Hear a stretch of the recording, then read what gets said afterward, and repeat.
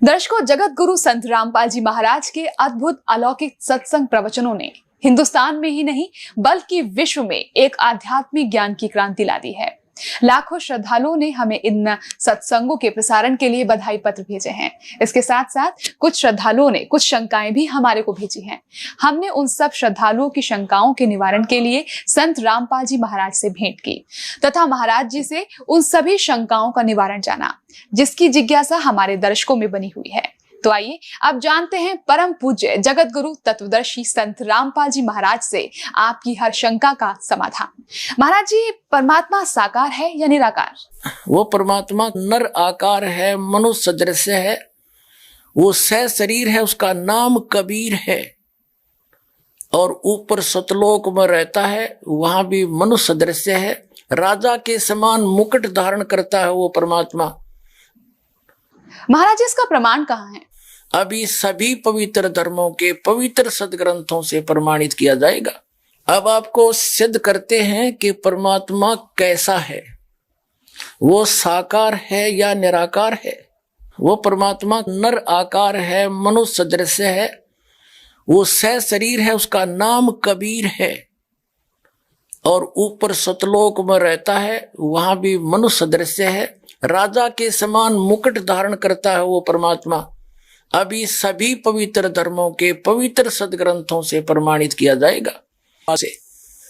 वो उसका नाम कबीर देव है। देखिएगा, ये देखना, हम ऋग्वेद पढ़ रहे हैं। ऋग्वेद आपको इसका पूरा प्रकरण दिखा दिया था। ऋग्वेद मंडल नंबर 9 सूक्त नंबर 86 मंत्र नंबर 26 में कहा है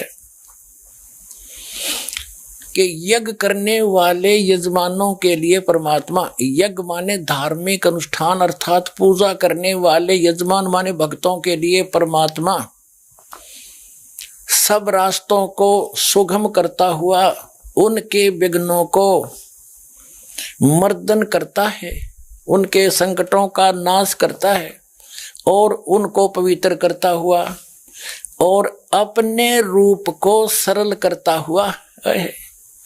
वह कांति में परमात्मा, यहां इन्होंने इस कबीर रचो, इस कबीर का, हम इसको कबीर बोले, वो कबीर, हम वह को वह बोलते हैं अपनी भाषा में। जैसे किसी का नाम वेद प्रकाश है और हम कहेंगे उसको वेद प्रकाश, और वो भी कोई उससे पूछेगा कौन है भाई, क्या नाम है तेरा, वो खुद भी कहेगा मेरा नाम वेद प्रकाश है और लिखेगा जब वेद प्रकाश।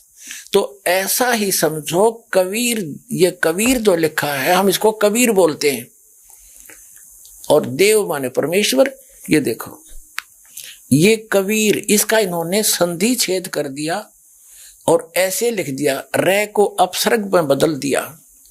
अब हम पहले इस कंसेप्ट को क्लियर करेंगे, पहले थोड़ा सा ये पढ़ के। तो यहां लिखना था वो कबीर देव है। ये देखिएगा, हमने यजुर्वेद उठा लिया, पवित्र यजुर्वेद ले लिया। देखिएगा, इसमें सिद्ध करेंगे ये कहां से छपा है। सार्वदेशिक आर्य प्रतिनिधि सभा 2/5 महर्षि दानंद रामला मैदान नई दिल्ली से। ये महर्षि दान सरस्वती कृत, ये यहां से मुद्रक, यहां से छपा है। अब हम इसके आते हैं,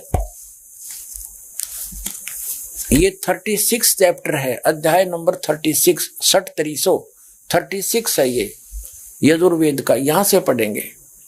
ये 36 अध्याय है, 36वां। इसके प्रथम मंत्र में लिखा है रचम वाचम प्रपदे मनो यजु प्रपदे। ये यजु शब्द है, यजु अपसर्ग लगा रखे हैं इसका। तो यहां अनुवाद किया महर्षि दानंद ने, इसका बिल्कुल सही किया। ये यहां इसकी भ्रमित नहीं थी बुद्धि, इसको यजु का अर्थ यजुर्वेद कर दिया, यही करना चाहिए था। यदि यहां इसका कोई और अर्थ कर देता, सर्वज्ञ या कोई वैसे लिख देता, कोई सतुतियों का संग्रह, क्योंकि महिमा यजुर्वेद की थी इसमें, तो यजुर्वेद लिखना पड़ा, भले ही 2 अपसर्ग लगे। इसी प्रकार जहां परमात्मा की महिमा का वर्णन है वेद में, वहां कबीर शब्द है, अपसर्ग भी लगा दें अपने व्याकरण के आधार से। हम इनकी व्याकरण भी डिस्टर्ब नहीं करना चाहते। ये कबीर देव लिखना चाहिए था इन्होंने, यहाँ पर कबीर का अर्थ कबीर देव लिख देते, सर्वज्ञ नहीं।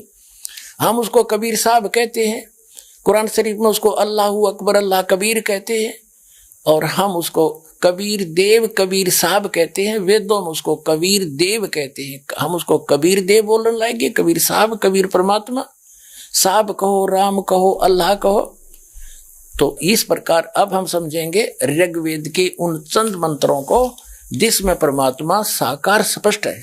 अब यजुर्वेद रख दिया, ऋग्वेद उठा लिया।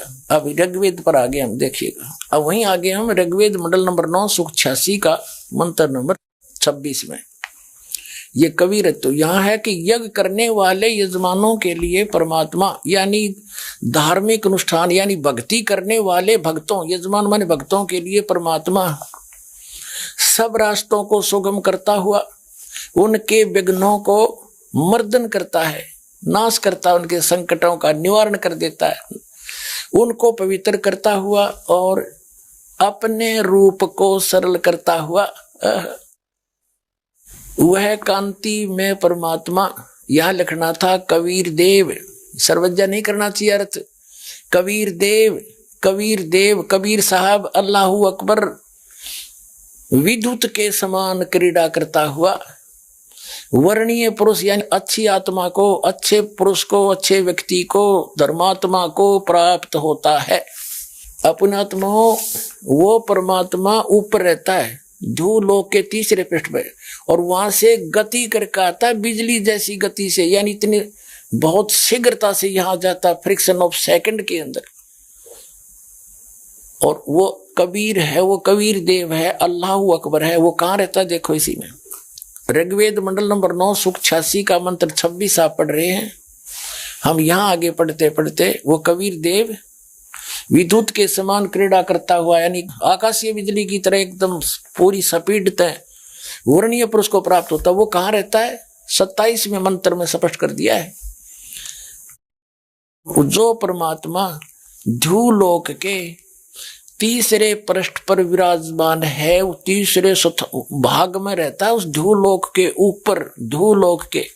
अब और दिखाते हैं आपको, वही ऋग्वेद मंडल नंबर 9 और सूक्त 54 यानी 54 का मंत्र नंबर 3 देखो नीचे। इसमें स्पष्ट किया है कि सूर्य के समान जगत प्रेरक वह परमात्मा सोम स्वभाव वाला और जगत प्रकाशक है। विश्वानी पुनाने वह सब लोकों को पवित्र करता हुआ भुवनो ऊपरी तिष्ठति, सब भुवनों यानी सभी लोकों के ऊपर, संपूर्ण ब्रह्मांडों के ऊर्ध्व भाग में भी वर्तमान है, वहां पर विराजमान है, बैठा है वो उस भुवनों ऊपर, सभी भुवनों के, सभी संपूर्ण ब्रह्मांडों के ऊर्ध्व माने ऊपर के भाग में, तिष्ठति माने बैठा है, और वहां से चलकर आता है। और सूक्ष्म वेद के अंदर यानी उस तत्व ज्ञान के अंदर परमेश्वर ने स्वयं आखिर बताया है, नबी मोहम्मद नमस्कार है, राम रसूल कहाया, 1,80,000 को सौगंध जिन नहीं करद चलाया, अरस कुरस पर अलय तकत है, खालिक बिन नहीं खाली, वो पैगंबर पाक पुरुष थे साहेब के अब्दाली। स्वयं परमात्मा ने आकर बता के अरस के कुरस पर यानी सबसे ऊपर, ब्रह्मांडों के सबसे ऊपर हमारा स्थान है, और हमसे कोई भी वस्तु बची नहीं है, खालिक बिन नहीं खाली, और वो पैगंबर पाक पुरुष थे साहिब के अब्दाली। जब रामानंद जी को परमात्मा मिले, आदरणीय रामानंद स्वामी जी को जब सतलोक में लेकर गए, वापस छोड़ा, तब कहा था 2 ठौर है, एक तू भया 1 से 2, और कह रामानंद हम कारणे तुम आए हो मगजोर। और फिर परमात्मा ने खुद कहा था रामानंद जी को, ए स्वामी सृष्टा में और सृष्टि हमारे तीर, दास गरीब अधर बसूं, अवगत सत कबीर, अधर माने ऊपर रहता हूं मैं, वो सत कबीर हक्का कबीर अल्लाहू अकबर मैं हूं, ऊपर रहता हूं, वहां से चल कर आया हूं। और आदरणीय गरीबदास साहिब जी को भी परमात्मा उस लोक में ऊपर लेकर गए थे, फिर वापस छोड़ा था, तब उन्होंने कहा था अनंत कोट ब्रह्मांड का एक रति नहीं बाहर, और सतगुरु पुरुष कबीर हैं ये कुल के सिरजनहार। हम सुल्तानी नानक तारे दादू को उपदेश दिया, जात जुलाहा भेद नहीं पाया, वो काशी माए कबीर हुआ। अब ये भी स्पष्ट हो रहा है कि जो काशी में आया था वही अल्लाह अकबर है स्वयं। अब आगे दिखाते हैं। अब ऋग्वेद मंडल नंबर 9 सूक्त 82 में कति कंसेप्ट क्लियर हो जाएगा। ऋग्वेद मंडल नंबर 9 सूक्त 82 और मंत्र नंबर 1 में क्या कहा है? वह है जो सर्वोत्पादक प्रभु यानी सबकी उत्पत्ति करने वाला, 6 दिन में सृष्टि रच के 7वां दिन तख्त पर बैठने वाला, प्रकाश रूप सद्गुणों की वृष्टि करने वाला, पापों का हरण करने वाला, वह राजे, ये संस्कृत है, इसका अर्थ है राजा के समान। राजा के, ये 269 पृष्ठ पे है राजा के, और इधर देखो 270 पृष्ठ पे, 270 पृष्ठ पे राजा के समान दर्शनीय है, देखने में राजा के समान है, तख्त पर विराजमान है, सिर पर मुकुट है उसके, और वह पृथ्वी आदि लोक लोकांतरों के चारों ओर शब्दमान हो रहा है। वह वर्णीय पुरुष को, अच्छी आत्मा को, जो दृढ़ भक्त है उसको पवित्र करता हुआ प्राप्त होता है। कैसे? जिस प्रकार विद्युत सने वाले स्थानों को आधार बनाकर प्राप्त होता है। आगे किस लिए आता है? उद्देश्य क्या होता है आने का?